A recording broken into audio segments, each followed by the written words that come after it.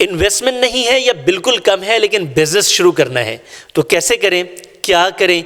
तो ये आज के सेशन में हम डिस्कस करेंगे, जिसमें कम पढ़े लिखे और बिल्कुल कम इन्वेस्टमेंट के साथ कैसे कोई बिजनेस शुरू कर सकते हैं। हम बात करेंगे, छोटे छोटे आइडियाज़ हैं। इस वीडियो को मुकम्मल देखिएगा। अगर कोई एक भी आइडिया आपको पसंद आ गया तो मैं आपको यकीन दिलाता हूँ, आपने उस पर काम शुरू कर दिया, आपकी ज़िंदगी बदल जाएगी। ये याद रखिएगा कि दुनिया भर में जितने भी इंसान हैं वो कुछ ना कुछ इन्वेस्ट ज़रूर करते हैं। किसी के पास पैसा है वो इन्वेस्ट कर लेता है, कोई एनर्जी कर लेता है, कोई टाइम कर लेता है, और किसी के पास स्किल है वो स्किल कर लेता है। इस दुनिया में सब लोग 5 कॉइन्स के साथ पैदा होते हैं। ये 5 कॉइन्स कौन से हैं ये हम डिस्कस करेंगे किसी और सेशन में, लेकिन आज जो हम बात कर रहे हैं वो एनर्जी, स्किल और टाइम की बात करेंगे। सो आगे बढ़ते हैं। आगे बढ़ने से पहले मेरी आपसे रिक्वेस्ट है कि इस चैनल को सब्सक्राइब कर लें, लाइक कमेंट एंड शेयर ज़रूर कीजिएगा। और अगर आपने सब्सक्राइब कर रखा है, मैं और मेरी टीम आपकी बड़ी मशकूर है। सबसे पहले हम बात करेंगे अनपढ़ या कम पढ़े लिखे और कम इन्वेस्टमेंट वाले लोगों की। तो सर आप कौन कौन से बिजनेस कर सकते हैं? बिजनेस नंबर 1, सर आप आउटसोर्सिंग का काम शुरू कर दें।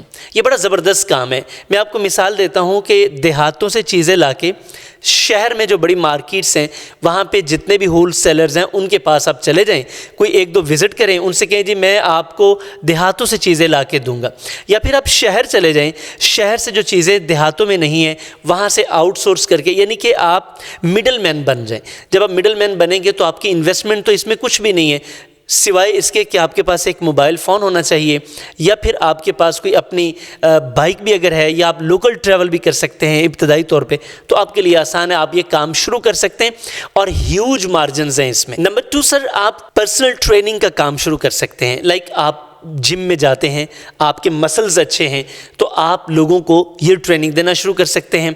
आपको कराटे अच्छे आते हैं, आप कराटे का काम शुरू कर सकते हैं। आपको डांसिंग, सिंगिंग, कोई ऐसी स्किल जो लोग जिसको पसंद करते हैं तो आप जनाब उसकी ट्रेनिंग शुरू करवा सकते हैं। तो आप एक पर्सनल ट्रेनर बन सकते हैं, जो कि हाईली पेड प्रोफेशन है। लोग अच्छा खासा पे करते हैं, जिसको शौक़ है, शौक़ कहते हैं ना, शौक़ का कोई मुल्ल नहीं होता, तो वो फिर लोग अपनी कीमत अदा करते हैं अगर आपके पास वो स्किल अच्छे तरीके से मौजूद है। नंबर 3, वीडियो एडिटिंग या ग्राफिक डिज़ाइनिंग।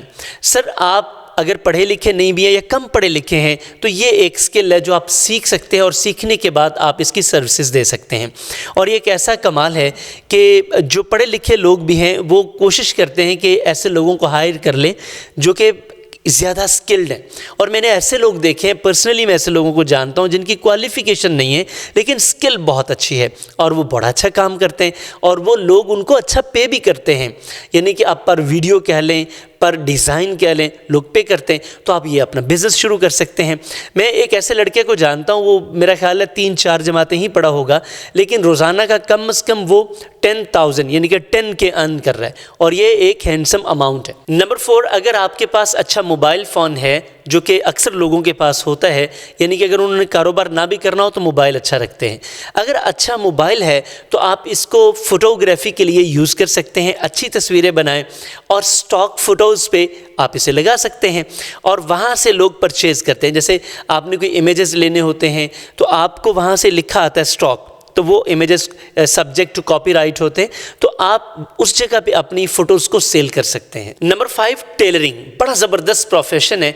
अगर आप ज़्यादा पढ़े लिखे नहीं हैं और आपके पास बहुत ज़्यादा इन्वेस्टमेंट भी नहीं है तो आप सिंपली टेलरिंग का काम शुरू कर लें। अब आप सोच रहे होंगे कि इससे क्या फ़ायदा?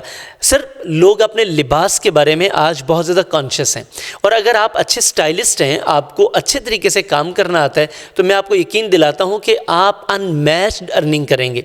लेकिन मार्केट अच्छी होनी चाहिए, आपके पास स्किल अच्छी होनी चाहिए, तो फिर आपके वारे ही न्यारे हैं। Number 6, driving. सर आपको कोई आपके पास इन्वेस्टमेंट भी नहीं है, यानी कि आपको गाड़ी भी ख़रीदने की ज़रूरत नहीं है यहाँ तक के, क्योंकि लोगों को ड्राइवर्स चाहिए होते हैं।